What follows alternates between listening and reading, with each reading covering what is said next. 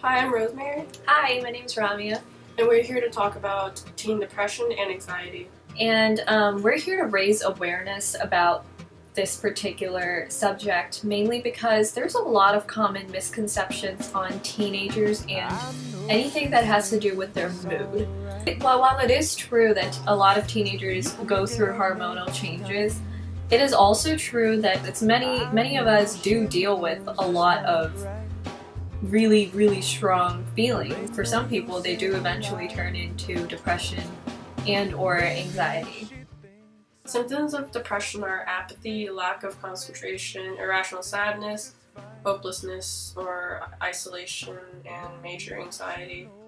Symptoms of anxiety include constant worrying, a looming feeling, fear, irrational nervousness, and lack of control in life. What teenagers usually suffer from is generalized anxiety disorder, and about 13% of teens actually need treatment for their anxiety, and that's pretty much 1 in 10 of us teenagers suffer from medicatable anxiety. Teen depression is one of the several forms of depression, and 1 out of 8 adolescents suffer from it. Their depression affects them not only mentally, but on a physical aspect as well, and that's why teens need treatment to help them go through the struggle. We asked 20 local teens to text us their experiences and how they dealt with and came to terms with depression or anxiety, and here are a few of the responses that we received. I know that when she said she's gonna try, well, it might not work because of other ties, and I know she usually has some other ties, and I wouldn't want to break them. I wouldn't want to break them. Maybe she'll help. What we wanted to talk about is common misconceptions about teenagers with anxiety or depression and how certain adults sort of perceive a depressed teenager as. For example, like if someone was, sad or upset about something and an adult decides to say, oh, they're just hormonal. That's wrong, because one, you're labeling someone who's depressed as someone who's, weak and hormonal, when in fact they could be suffering with a real problem. But it can go the other way too.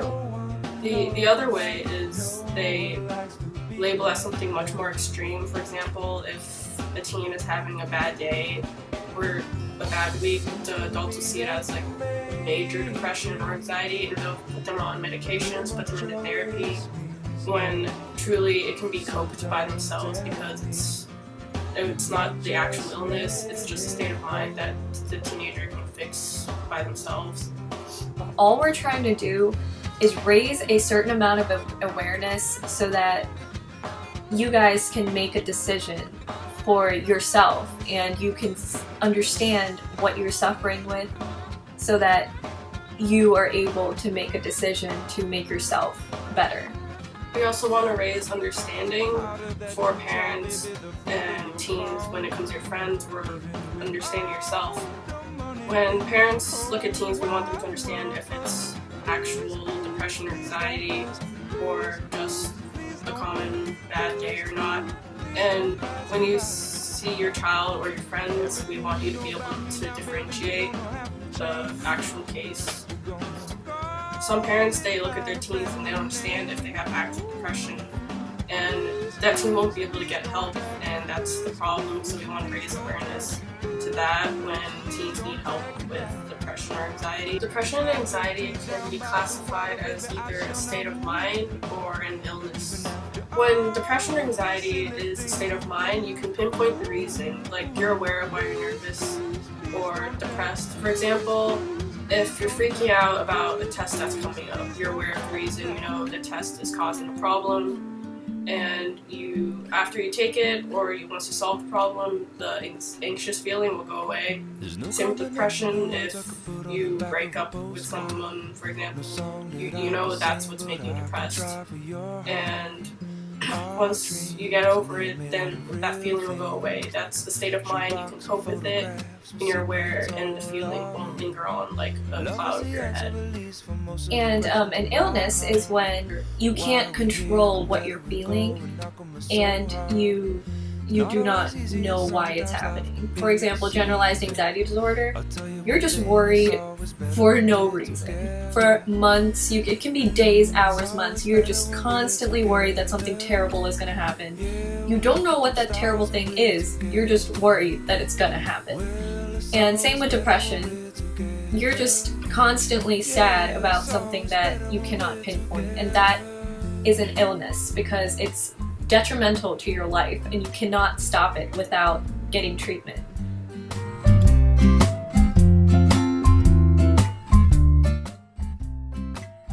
Now we're going to talk about nature versus nurture.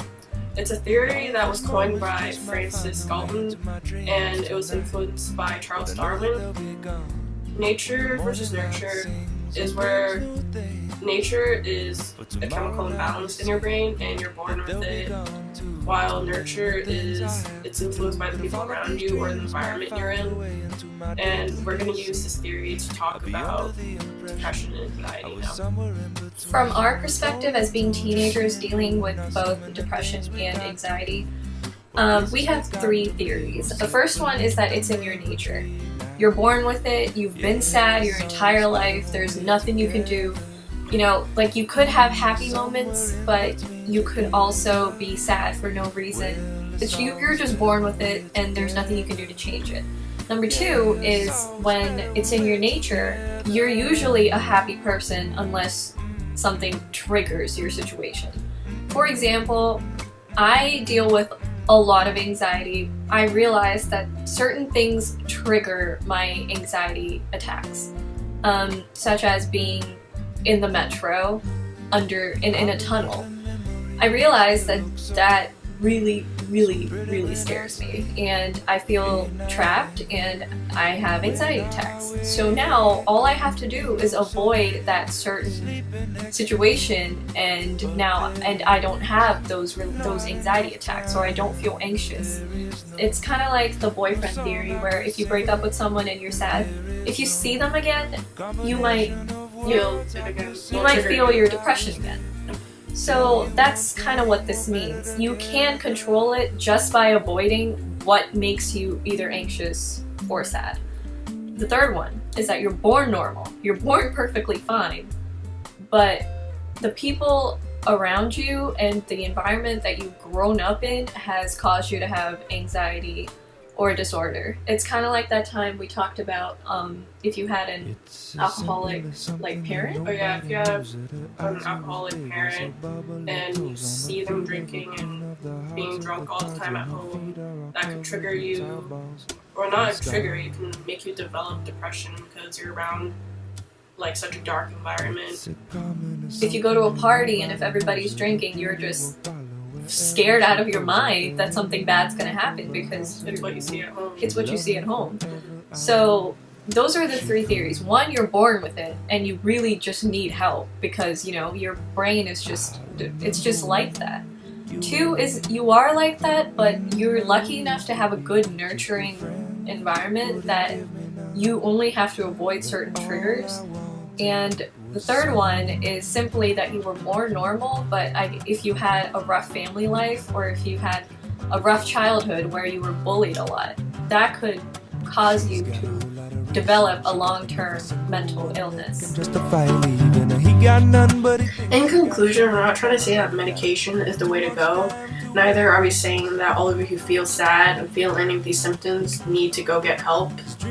All we are trying to say is we're just trying to build an understanding around this controversial subject, because as teenagers with anxiety and depression ourselves, we have honestly heard it all, that medication is bad, or that medication is good, or that going to the shrink means that you're weak, or you're just being hormonal and emotional and you're just being lazy. But in the end, we coped with all of it just by sitting down and educating ourselves about it. We realized that our feelings were triggered by events in our lives, and though it's difficult, we're in the process of going through these rough years. For now, we just want to help out any teenagers out there who feel like us and want to raise an understanding with parents and adults that all depression and anxiety does not need extensive psychiatric help.